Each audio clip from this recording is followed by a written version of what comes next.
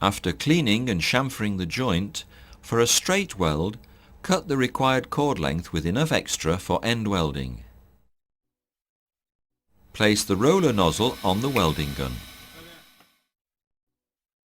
Place the cord in the nozzle. Place the cord in the joint. Press lightly on the cord with the nozzle. Set the gerflor welding gun thermostat to between 5 and 7 depending on welding speed.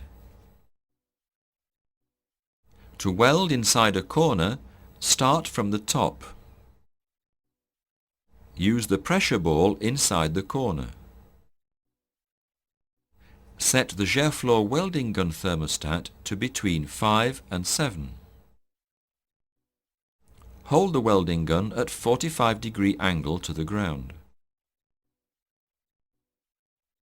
Maintain a constant speed when welding protruding corners. For end welding, set the gerflor kit thermostat to between 4 and 5 depending on welding speed. Attach the roller nozzle to the handle. Place the cord in the roller. Extend the weld by replacing the end of the welding gun between the cord and the flooring. Apply pressure and move the roller forwards at a steady speed.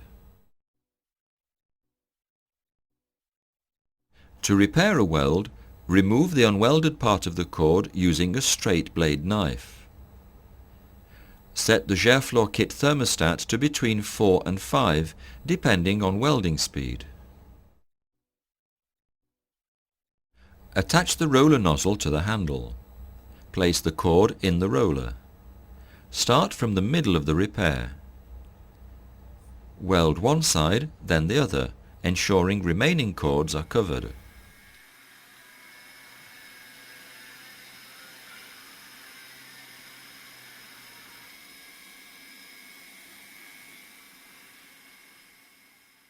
Lower thermostat to 3. Heat the joint between cords and apply pressure using the roller. In the event of a poor weld, do not weld too slow or too hot, as you may burn the flooring.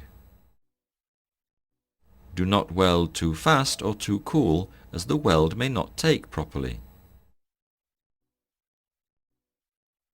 Hold the welding gun at the correct angle. Weld on one edge only.